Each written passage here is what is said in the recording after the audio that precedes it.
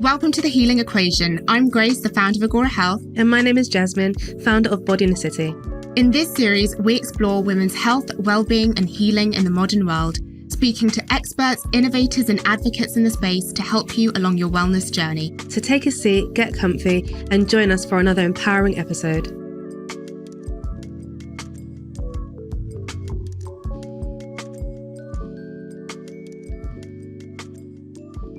Our next guest is the founder of the Gut Health Doctor.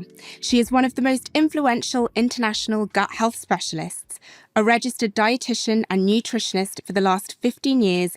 Her PhD in gut health received the Dean Award Top 5% for outstanding research in higher degree education.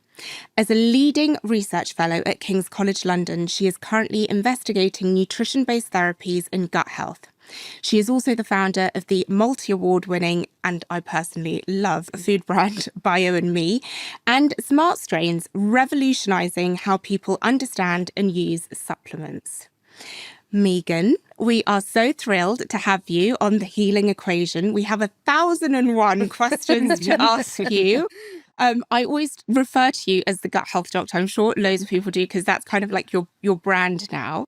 But take us to the very beginning, where your passion started when it came to gut health and nutrition, and how you just got so kind of involved with specifically gut health. Because there's a lot of nutritionists that talk about kind of diet and nutrition and what you should eat, but you specifically focus on the gut. Yeah, absolutely. Well, firstly, thanks for having me, guys. Look forward to diving into all things gut health. But yeah, I mean, nearly 37 years ago, I actually grew up on a farm in Australia. So, obviously had no idea about gut health at that stage, but I was very fortunate to be in an environment that we now know is very good for gut health, playing in the dirt, probably eating a lot of dirt, live microbes that way, fresh fruit and veg, all of that sort of stuff. But I guess my first conscious encounter with the gut was a pretty awful one. I lost my grandma to bowel cancer. Okay. And I was raised by my single mom, working full time. So my grandma was really close to me. So it hit me hard and I hated this organ. I was like, it put her through the chemo, the surgery, and then obviously took her life. But then I graduated. So I was, studying nutrition and dietetics, and I graduated as a dietitian, working in two very different environments. One was in the hospital setting with all different types of conditions, whether they had different cancers or kidney disease or heart disease, as well as being very lucky to be the nutritionist for the Australian Olympic synchronized swimming team. Oh, amazing. I love synchronized swimming. They're so cool. And then they're so talented. Yeah. So very different. Yes. Elite athletes, very sick people. Yeah. Yet both of them were coming to me complaining of the gut. And I'm like, what is going on here? This organ is haunting me, right? Yeah. And that's when I decided to embark on my PhD. I thought, you know what? I'll sign away in my early 20s to analysing poo samples in the lab to really get to the bottom of this, because I just was always one of those people who hated not knowing the answer when people asked me. I felt like I had to give them something. Yeah. So I did my PhD in gut health, and that essentially game changed it, right? So I was like, I am so sorry for all those awful words I said to you, gut. You just misunderstood. And it was really at that point that I knew I could improve people's lives in very, real but often surprising ways through this major scientific discovery. And that was all done in Australia, so I picked up my Aussie accent. And then moved over to the UK to work as a researcher at King's, where I still am a decade on. Incredible. Amazing. So what would you say is one of the biggest gut health myths that There's probably thousands. There is a lot of myths out there. I mean, one is that you have to go on a really restrictive, boring diet, tasteless diet to have good gut health. Okay. That's literally not true. And I think, it's really important when we're thinking about gut health, actually, it's more about what we're adding into our diet than taking it away. Right. So, you can still enjoy your chocolate, right? Yeah. It's as long as you're also feeding your microbes. So chocolate can feed your taste buds, but your microbes need to be fed as well. Right. So, have the chocolate bar, then have a handful of almonds or carrot or some sort of plant which nourishes them, because I know I sound like such a nerd, but it really is like this inner potential. And, we can't change our genetics, which obviously predisposes to so many different conditions, right? But we can change our microbes. And we know that these microbes also are linked to over 70 different chronic conditions. So thinking about it in a very empowering way and looking after them so they can look after you. Yeah. And for those people who don't know, obviously we talk a lot about the gut microbiome, but what is the gut microbiome and how does it kind of function in our body? Because it is basically like a core pillar of our day-to-day well-being. But for those that don't know, make it basic for us. Yeah, no, absolutely. I mean, we always throw these scientific words to try sound smart, but essentially it is this very scientific word for these trillions of bacteria that live in our gut. So when we think of gut health, it relates to this 9-meter long tube that delivers food from entry all the way to exit. So we've all got this 9-meter gut coiled up in each and every one of us. And along that 9 meters lives those trillions of bacteria, i.e. our gut microbiome. Okay.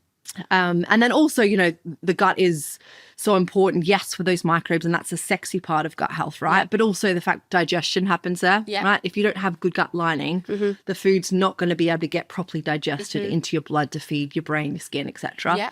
And then the other element, so there's kind of the 3 key elements, is that 70% of your immune system lives along that 9-meter digestive tract. 70%? That's high. Wow. Yeah. Okay. So things like, the immunity element is hugely connected to our gut health as well.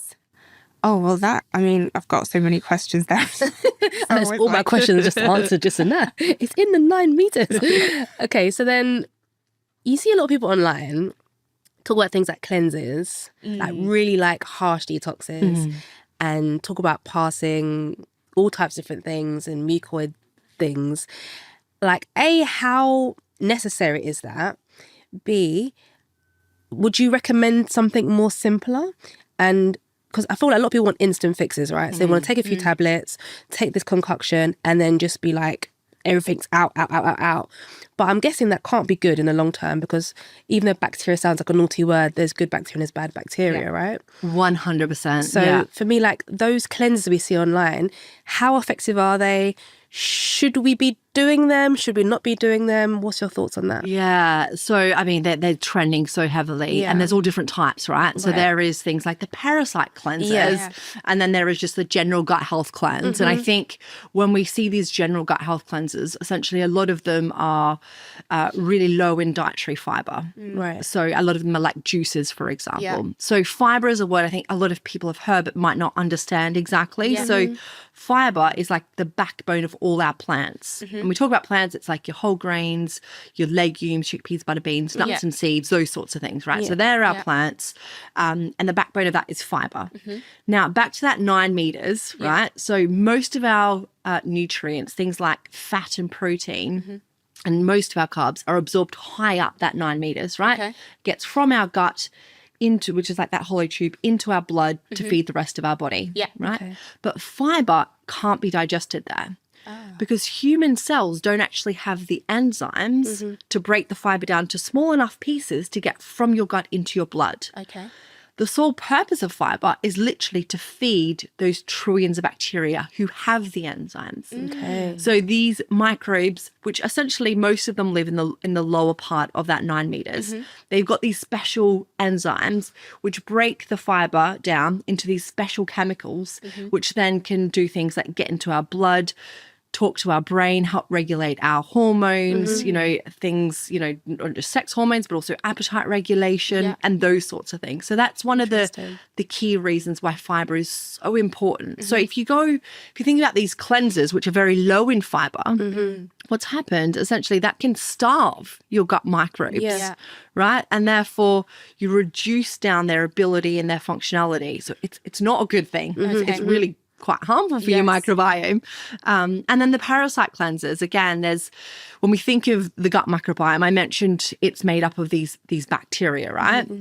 And that was just to not freak people out who are new to this space. But actually, when we look at the gut microbiome, that community, it's not just bacteria. We have viruses, some parasites, and fungi, even yeast, which I know sound really scary, but actually they work together to look after us.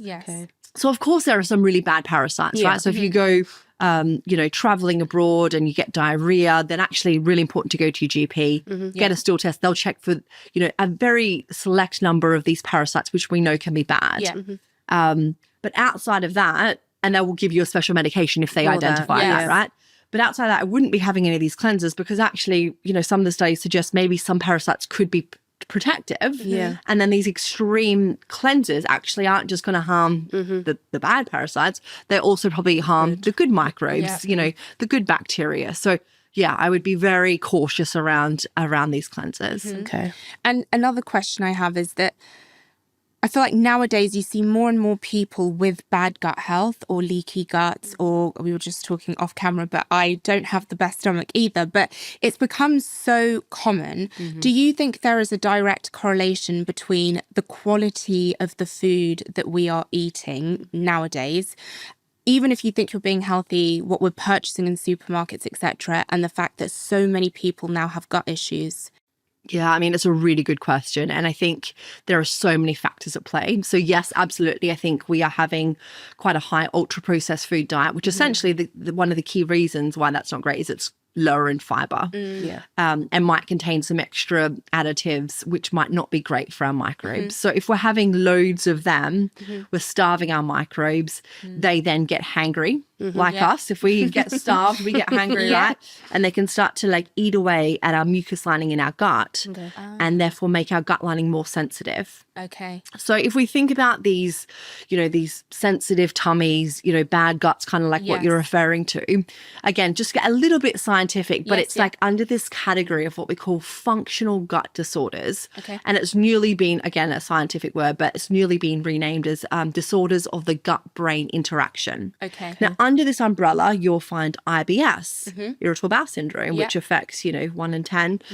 You'll find things like functional bloating and functional heartburn. So a lot of these symptoms, and this functional word essentially means that when they go and do all the investigations, cameras here and there, everything looks normal, but the function, the movement is not working. Right. Yeah.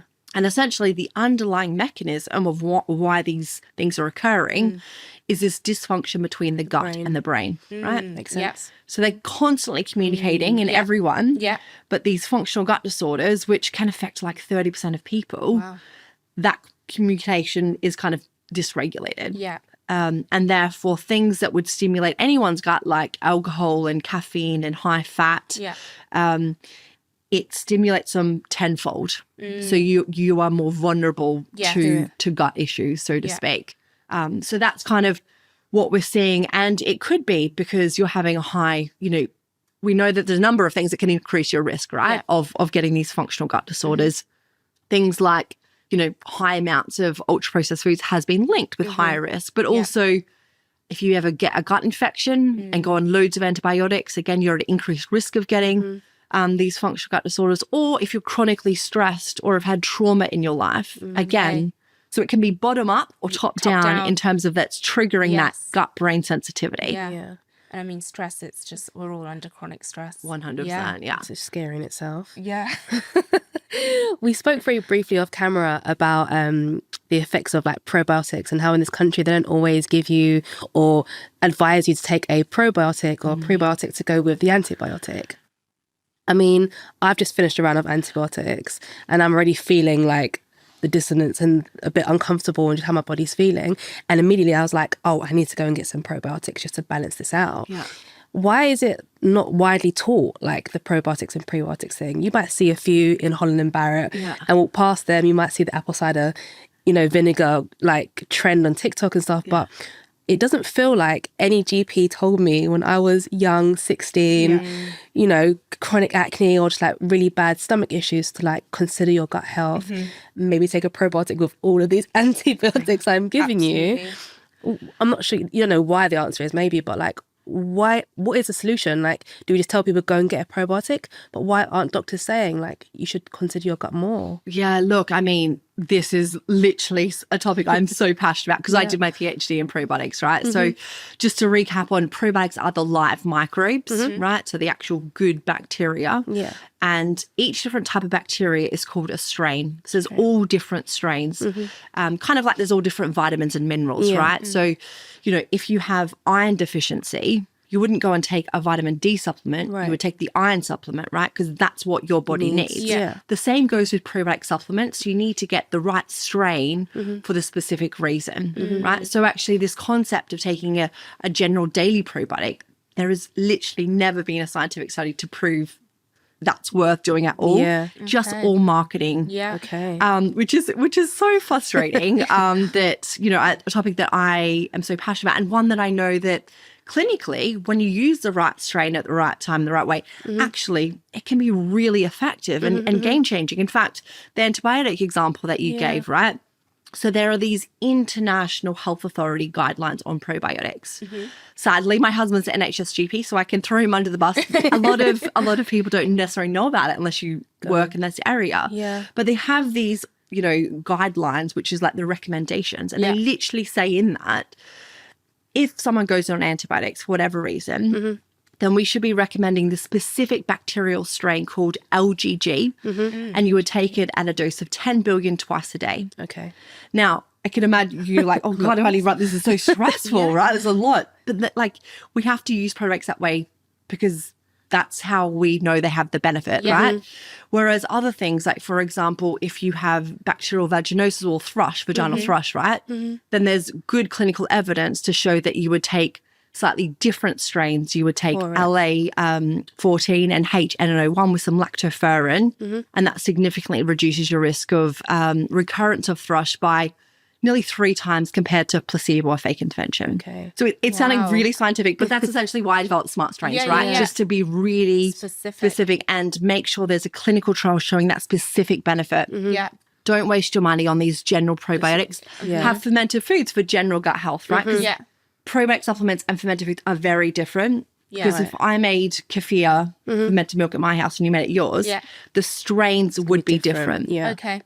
Which is fine because actually that fermented food has been associated with, you know, increasing the number of good guys in your gut and also decreasing inflammation in your body. Yeah. But they just don't have specific benefits of like protecting your gut during antibiotics or for thrush or for colicky babies. Yes. So it's kind of, I know it's a very scientific topic, but like if we want general gut health, go fermented foods. If you've got a specific issue, then you need to see, is there science to take a specific strain, a specific type of bacteria for that specific reason? And the key ones, like we mentioned, is antibiotic, vaginal thrush or bacterial vaginosis, colic and bubs. And you. I might need that. Exactly. That's why I included it in SMART Strains. I'm like, definitely. I mean, one of the studies shows it can reduce increased sleep by over 60 minutes compared to baseline. I'll take in colicky babies. Yeah, right? that's like amazing. Game changing. Yeah. And then immunity as well is another one where there's good scientific evidence. Yeah. You said, like, obviously take the strain, what you know will help. How does an everyday person know specifically what one to take? Like, without just going onto Google and saying, I've had this condition, what should I take? Which strain? Exactly. And I think this is where the whole science communication is so important. And I would say those 4 areas is where I would recommend there's good scientific evidence, i.e. a guideline or a review of all the science suggesting it's worth taking, those 4 areas. For other areas, if someone sees me in clinic, so for example, for their mental health, right, because that's a huge one. There's not a whole body of evidence that's saying take a specific strain for your mental health, but there's a couple of individual studies. So I might, on a one-on-one basis, if someone really wants to try probiotics, I would say, look, there's not a whole lot of evidence, but we might try this strain, literally mimic the study that's occurred. But generally speaking, for mental health, actually, we know following a gut-boosting diet, very Mediterranean, different plants, oily fish, extra virgin olive oil, has been shown in clinical trials to have significant clinically meaningful benefits on people's mental health. So I wouldn't at this stage recommend a probiotic for mental health generally, unless someone's really like, I want to try a probiotic. So I think the key is probiotic supplements aren't the solution for everything because it's a very new science, right? Outside these 4 indications, probably worth looking at other elements in your diet that might have more evidence. Yeah. And I think also that's why it's so helpful with the gut health clinic, because unfortunately GPs, most likely they're not going to recommend you to take probiotics, prebiotics and know what to do. And you can go, and they can be really expensive. So to just go in the store and guess yourself, you're going to end up spending quite a lot of money. So actually having somewhere to go where you can have a consultation and understand, because I've taken so many different probiotics, prebiotics, of all different brands that, quite frankly, I could have been drinking water because I didn't really notice any difference. So I feel like that's super helpful. I'd love to ask, obviously, as women, I notice every time I'm on my period that my gut completely changes. I don't know if it's in my mind or if it's true, but whether that's suffering with bloating, whether you see changes in how you're going to the toilet, certain foods that normally you can eat and you're fine with, when you're like premenstrual or during your period, all of a sudden they just flare you up. How does our gut change with our cycle? Yeah, a really good question. And it's not all in your head. Period poops is a legit thing. Okay, good. When we have our menstrual cycle, a lot of women notice their poops are a lot looser, right? Yeah. And that literally comes down to different hormones and hormone-like chemicals. So, there's a lot of different changes that are occurring that actually don't just impact things like the uterus, like these things called prostaglandins are released, which helps the uterus contract, and therefore we shed our lining and have our menstrual cycle. Yeah. That isn't just isolated to the uterus. It also affects the gut. And the gut is like a muscle. So then it starts to contract and then you get this diarrhea effect. Okay, yeah. And then other things like progesterone, different stages in the cycle, it's much higher. Yeah. Whereas during our period, it's much lower. Yeah. And we know progesterone relaxes the gut muscle, so things slow down. So you might notice some periods, it's when progesterone's higher, you get more constipated. Yes. Right? So one of the things, like, for example, during your periods, if you notice you're getting that really loose bowel movement, then thinking about reducing down some of the foods that really activate your gut. So that is things like your caffeine, your alcohol, your spicy foods, really high fat foods. Yeah. And like having large amounts of fruit. So fruit is so important. In fact, there was one study which showed that people who had less than 2 pieces of fruit a day tended to have more painful periods. Interesting. Oh, okay. So we think because there's certain elements within fruit which can be really protective and help regulate our hormones. So actually fruit is so important. Yes. But during that period of more vulnerable bowel movements, then having just, your 80 grams portion of fruit up to 3 times a day, but spacing it out, because too much fruit at once Fiber. overwhelms your body's ability to absorb it. Yeah. And then it gets the dumping, then you get the extra, kind of movement in your Yes. gut. Yeah. So a few little tweaks there. Yeah. Oh, that's very helpful. And actually, I'm currently on progesterone only, which probably explains, now that you've just said it, why I have so many issues. Well, I mean, there's have also some really good evidence for psyllium husk. So Okay, it's a kind of a laxating type of Yes, yeah. fiber. But then if you've got looser stools, it can kind of thicken it up. So you get it from most health food stores, Yeah. quite cheap to get. I would start with just like 1 teaspoon per day. Yes. And the clinical trials have shown that up to 3 tablespoons can help specifically, if you are really constipated. Yeah. So that could be another technique. That's helpful, because I to think try. as well, you get prescribed the pill, and that also has a huge impact on your gut and your tummy, but nobody tells you, by the way, your gut might change, or, your bowel movements may change. So as women, we need to be, I think, we need to learn by ourselves, because nobody's going to tell us, but that explains a lot. As well, I think we're just coming into a time now where we're really understanding different cycles as well. We're looking at that kind of the follicular stage and the menstrual phase as different times in a woman's cycle, whereby she needs different things, different exercise, different sleep, different foods, like just to kind of support and regulate like blood sugars and just how they're feeling overall. I'm assuming like gut comes into that, the things you should be eating, like you said, when you're on your period, like things that might aggravate your tummy a bit more than if you were in your ovulation stage where you need a bit more of those things. I don't know. Do you think there's like a correlation between the two in terms of like the cycle, the exact stages you're in versus what your gut may or may not need? Yeah, look, I think it's a fine balance, right? Because I don't want women to feel super overwhelmed and be like, oh my God, I really love this piece of fruit, but I'm in this stage of my cycle, I can't have it. What am I going to do? And actually there's not really any science behind things like seed cycling on our periods. So I think there is quite a lot of myths, but you're exactly right in terms of, it's responding to your body. So for example, based on your bowel movements, if you are looser, then reducing down those kind of more activating foods in your diet. If you're more constipated, thinking about, the hydration, the psyllium husk, your pooping position and that sort of thing. So listening to your body and then responding with kind of a bit more insights to strategies for specific issues. Yeah. And also we know now a bit more of people talking about the impact of nutrition and gut health as well on things like fertility and menopause. So clearly there is a really big link between different life stages for us as women and our gut.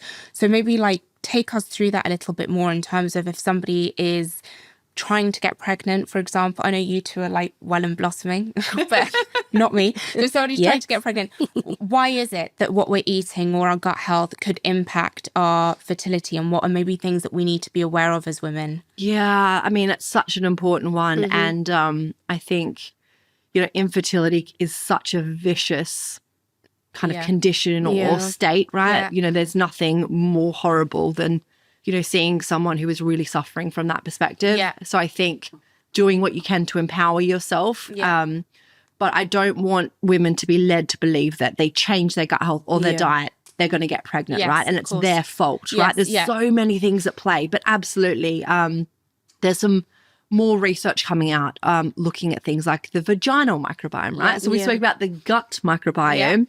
We also have a community in our vaginas as well. We've got a community now. Our mouth, oral microbiome, like a skin microbiome, got the little niches all over us, right? But there's some, research kind of looking into the role of the vaginal microbiome and fertility.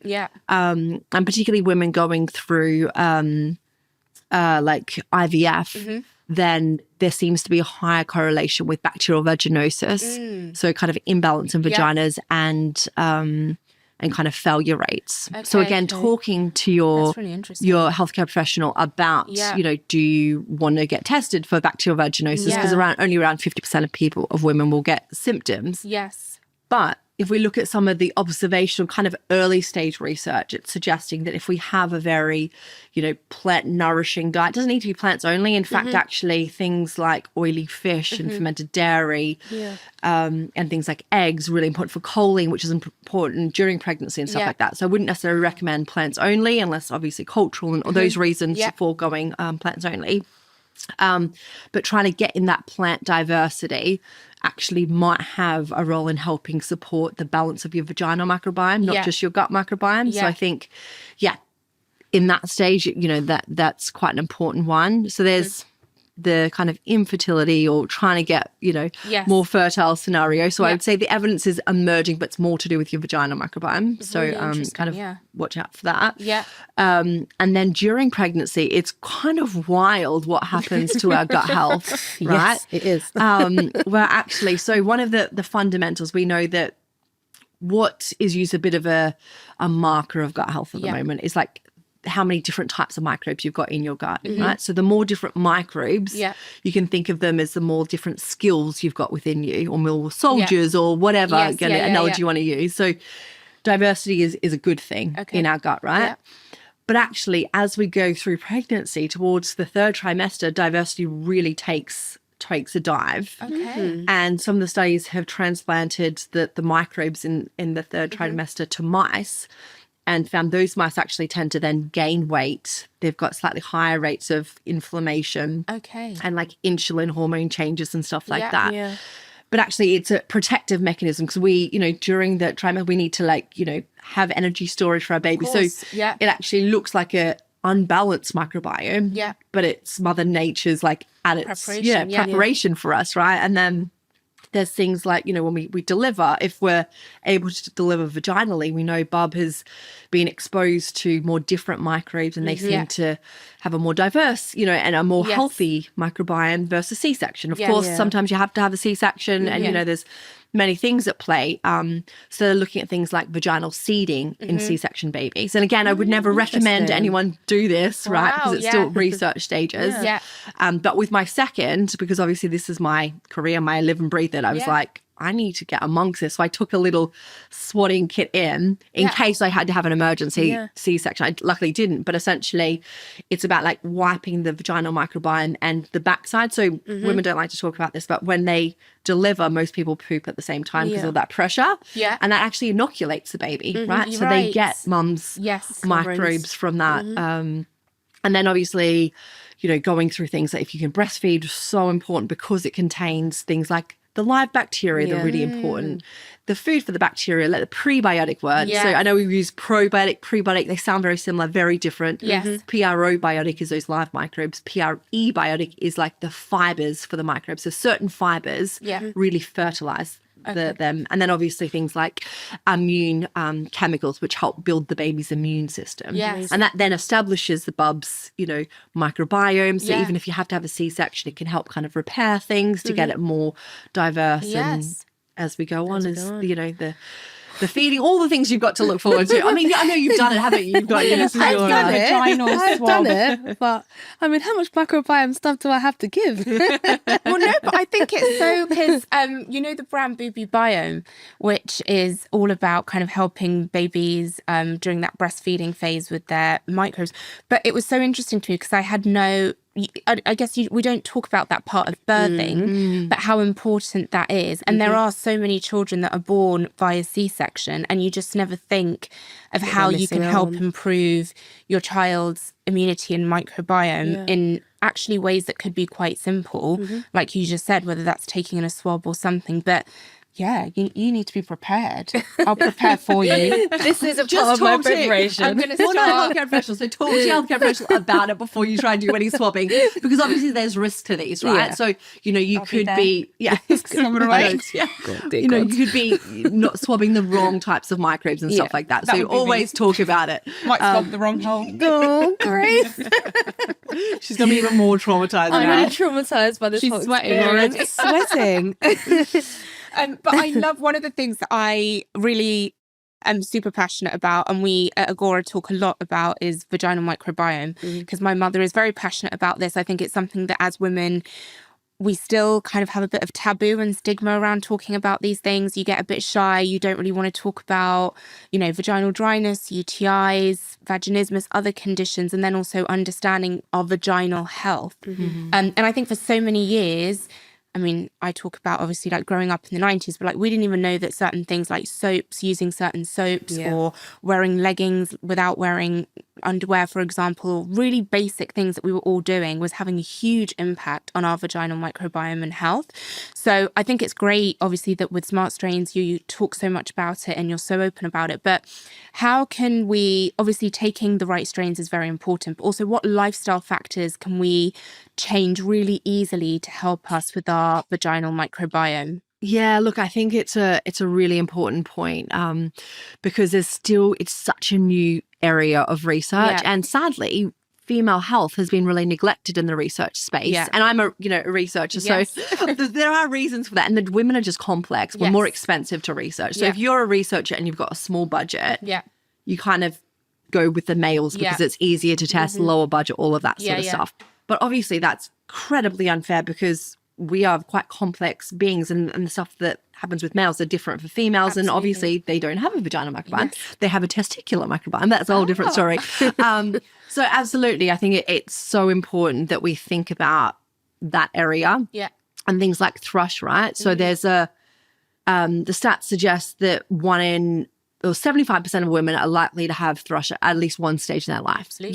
Women don't talk about it, right? And so many women are stuck in this really restrictive relapsing stage, right? So they go on the antifungals, which work really well, medical treatment, very effective. 3 months, they relapse. And then they're constantly on it. And that's just not great to be having this constant, supply of antifungals. So again, having the right bacteria, which has been shown to reduce the kind of the relapse, I think that's game changing, because the anti-candida diet, which a lot of patients in clinic come to me like, oh my God, I need to go on this diet. I'm like, there's no evidence behind it. Actually, it can be quite dangerous because it's quite restrictive of some healthy foods like fruit, which actually might have a negative impact on your vaginal microbiome. But other lifestyle factors, like you said, things like synthetic knickers, not great. Vaginal deodorants. And I'm like, your vagina doesn't need to smell like roses. Okay, I know that the marketing world wants you to think that. But it's not true. So those sorts of things can really imbalance the vaginal microbiome. Like you said, a lot of the perfume soaps and things like that. And they also suggest generally, having showers instead of soaking in long baths and things like that, again, to support the vaginal microbiome. Yeah. But I think there's just still so much research to be done to really understand more specific things, whether it is diet. But yeah, I mean, the menopause, obviously, like you're suggesting, things like vaginal dryness and all that sort of stuff is really comes into play. And I think that's when there is very cool research coming out around the gut microbiome.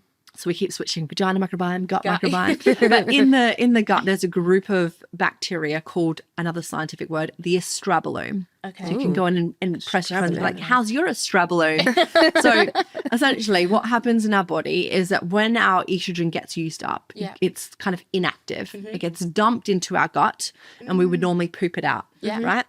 But there is this group of bacteria which has been discovered which actually turn that inactive estrogen to active estrogen. Then that gets back into our blood and helps recycle it. Hence why it's more important in the menopause when we stop producing as much, and therefore we need as much as we can get through that recycling process. So the studies have shown people who really nourish their gut microbiome through the different types of plants seem to have lower, rates of hot flushes and symptoms of menopause. Again, gut health during the menopause is even more important, perimenopause. Yeah, that's so interesting. So would you say that gut health is the pillar and comes before I want to say before, but it's like the daddy of all other biomes and all other areas? So, your vaginal, your mouth. Is everything like indicative of the health of the gut that dictates everything else? A very good question. And what I would say is that we know the most microbes harbor or live in our gut, right? So most of them live there. There's trillions there where there's only billions on our skin, for example. And I think most of the research has also been into the gut microbiome versus skin microbiome or the oral microbiome. But I would say it's not necessarily that our gut is the daddy or the boss, so to speak, because we know that our oral microbiome actually can be quite important as to dictating who survives and gets to the lower part of the gut, right? So I think there's still just so much we're learning, but at the moment, because by the sheer number, they dominate there. And the most research has been done there. And we really do know, they can communicate with the brain, all that sort of stuff. It seems that way, but I think there's probably other things, other niches that actually are probably having a powerful role, which we haven't quite put our finger on yet. Okay. But I love that question. I love that. And like that in your head, who's got the most power? Who's got the most power? I feel like it's, it's the tip of the iceberg, really, because probably we're going in the next 10 to 20 years discover so many things when it comes to like our microbiomes and our gut health, especially, that I think it's super interesting. Because if you think already from like 10 years ago to now, how much more aware people are. Yes, there's also a lot of misinformation, but there's also some fantastic studies that are being done. And I think just it's so interesting how much more we've got to learn. And how much it dictates so much of our lives. And we didn't really look into it that much before at all is weird. I agree. So for someone like my mum, for example, and I, and maybe you, who understand now there's this 9 meters of situations and things happening, there's a biome, there's oral, there's all these different elements at play. If someone's like watching this and they're like, okay, I want to correct this, or I want to start looking at my gut in a different way, or take probiotics and take all the otics, what is the very first thing they should do? And what does that journey look like to like a very, very healthy gut microbiome? I'm assuming it's not like an overnight fix. It probably can take up to years, maybe, depending on what the chronic state is like. But what is the initial starting point, and what does that journey look like for the average person?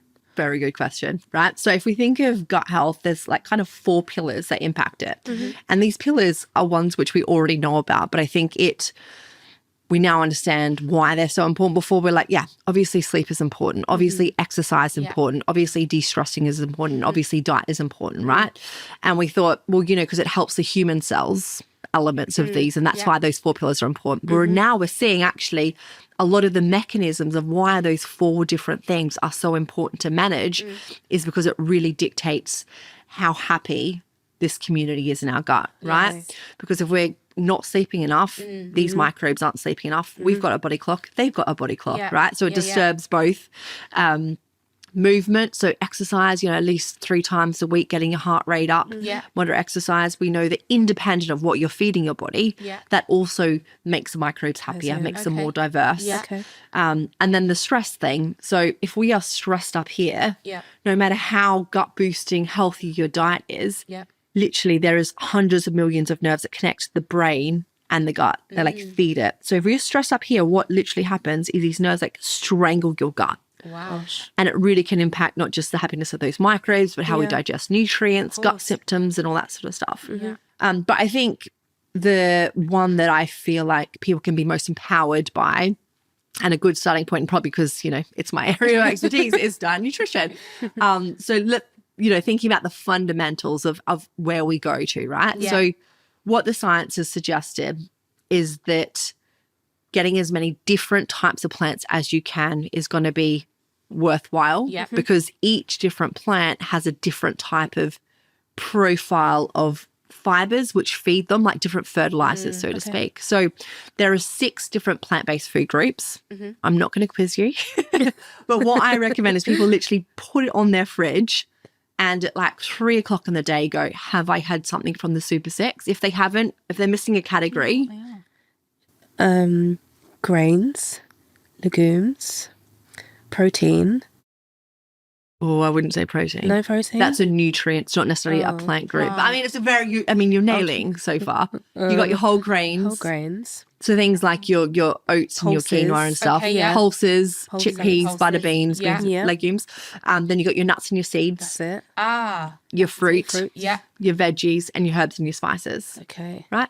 So all things that are very accessible. But actually most people are missing 1 or 2 groups. They might be like, oh, look, I might have legumes once a week. Yes. Right. If that. But one study actually showed that we would, extend our lifespan by like nearly 3 years if we all started to have a couple of legumes every day, right? Wow. So we want to try and hit the 6 every day. Wow. Something from the Super 6 every day. Well, that could be one meal if you really think, like that could be one dish. It doesn't need to be that complicated. Depends how much you need of it. I mean, everybody's different. That's true. Yeah, no, but like you said, it's actually so easy to get in because you could have a Super 6 smoothie even. Yes. Right? We can link it to some free recipes on the Girls Doctor website. Like there's so many ways to sneak these in. And then, so once you're nailing getting something from the Super 6, the next point, kind of like you alluded to, is the portion size. But I would say don't fixate on being like, oh, am I having enough grammage of this and that? Nail this concept of each plant being a different fertilizer for your microbes. Once you've got that, then you can start thinking, okay, well, 1 serve of legumes, is half a cup.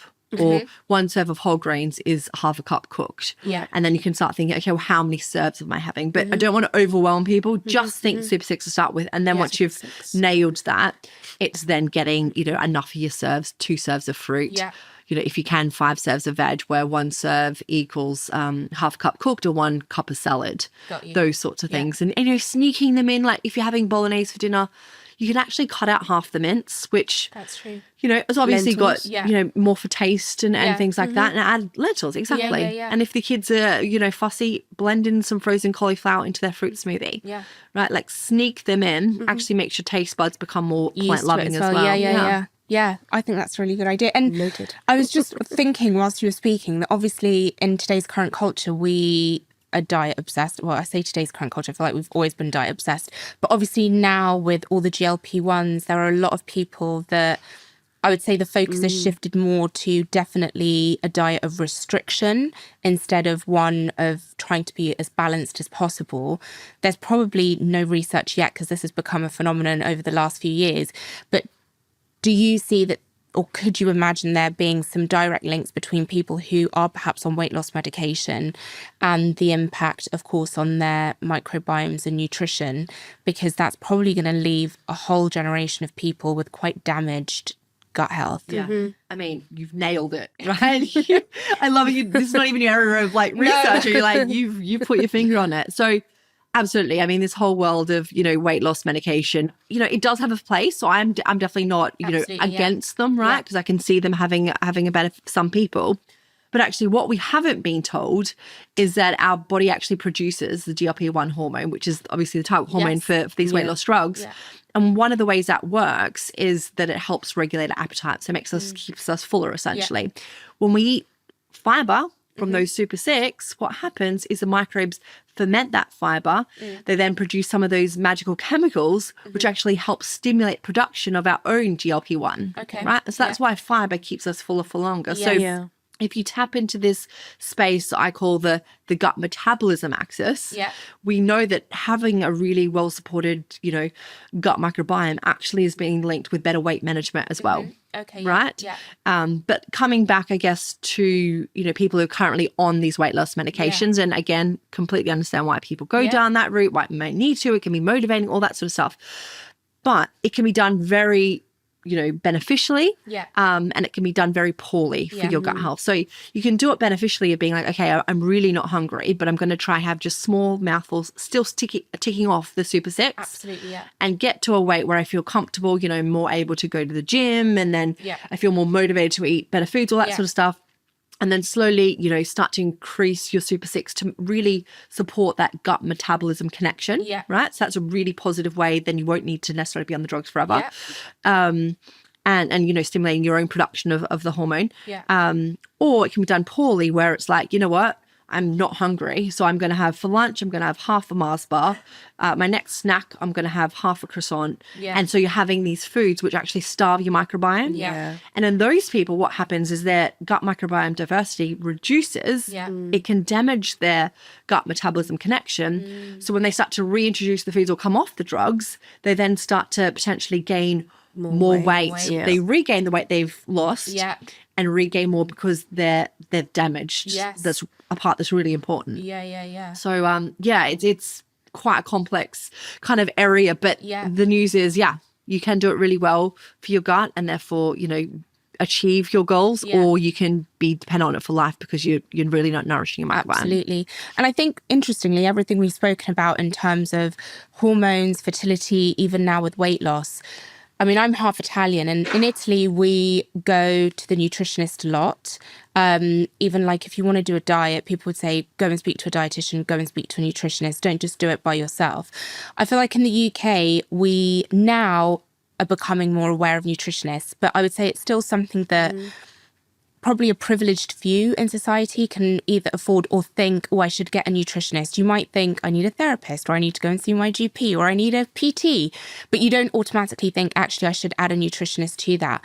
But there are so many fundamentals in what you've said about how our gut health is impacting and connected to so many other issues that actually I think a really good place for people to start if they care about their wellness and well-being would be to seek out a nutritionist, because that could really be the missing link to a lot of issues that you may have. So I think definitely there should be more focus, not just within our national healthcare system privately, but also just culturally, of I think people seeking out, for example, the amazing work that you do with your clinics, but having that support, because I think it would probably cut out a lot of issues that you might think you have 1,001 other problems, but really it's just that your gut is doing poorly. And if you can get that healthy, you might get a lot of other things in line. Yeah, I mean, preventative care, you know, if we could convince the NHS to start switching to prevention instead of treatment, we would save the NHS money. They've done studies on it, right? But it is just such a hard switch to make because they're just battling with so much treatment. They don't really have the funds to be able to invest in prevention.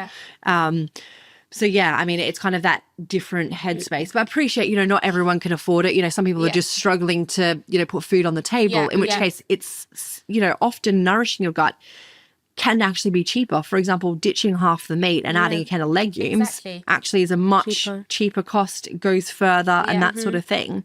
So I really think it's important that no one ever thinks that, and sadly it's often positioned that for good gut health, it is, you have to be from, you know, middle class or a higher, you know, income family, because it's just not the case, right? It can be a little bit harder because you go to a lot of these high street and they sell you the dream and all fruit and veg look really expensive, but there's savvy things like whenever you know that the retailers having like their discount, you know, they do the discount. When I was at uni, I was just like, okay, I know on Wednesday afternoon they cut all the prices of their fresh, you know, sandwich, all their fruit and veg and the salads and stuff. So I'd go in then, right? And then when things are in season, bulk buy and freeze them. Right? Yes, it might take a little bit of extra headspace, but you can have a really, you know, low cost gut nourishing diet. It's all education really, isn't it? I love that. Just quickly, because I feel like if I don't talk about it, I'm going to regret not talking about it. Mummies carrying the babies, i.e. you and I, what extra things should we be doing? What extra things should the mummies be doing to kind of boost their gut health? Because I feel like definitely in the first trimester, you may have food aversion, which I did. So food just wasn't nice in general. And babies tend to just take everything they can get from your, reserves and from what you're eating. So what advice would you give to new mummies or mummies to be or expectant mums or mums in the future?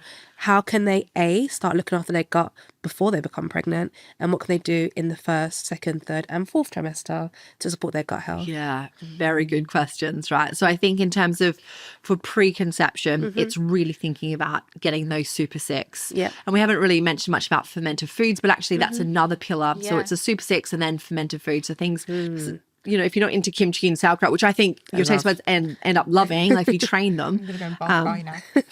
But, things like your live yogurts or your aged cheese is actually a fermented foods as well. So great to add.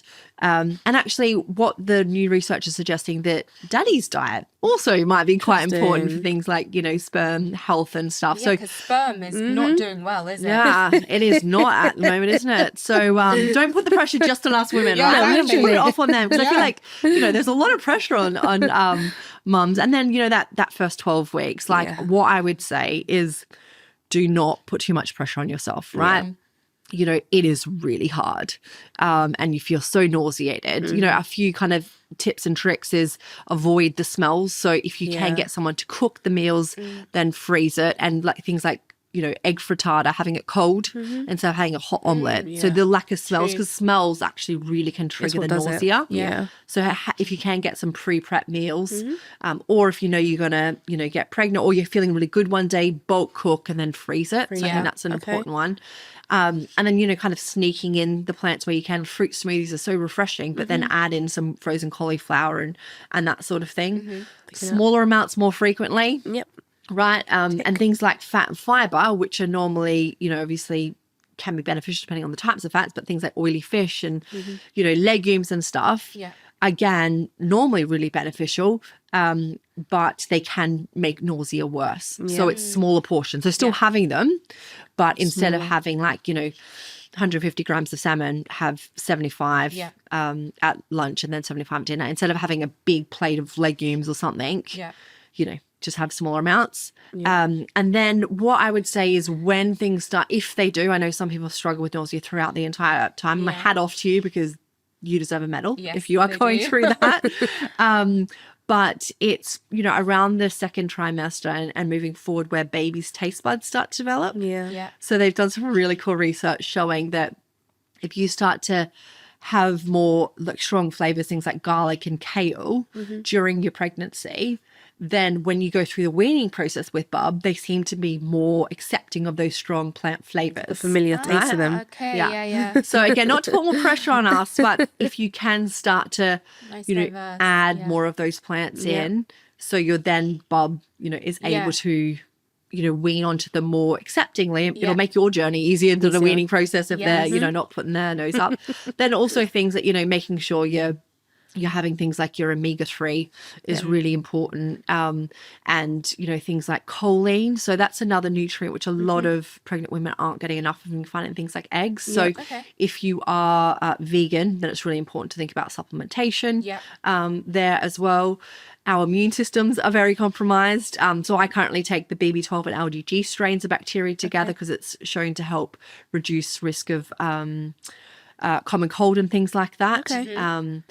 So there's a number of different kind of little tweaks that you would make, but overall think where you can eat the extra plants, eat the extra plants, have the oily fish, and just rest and be kind to yourself.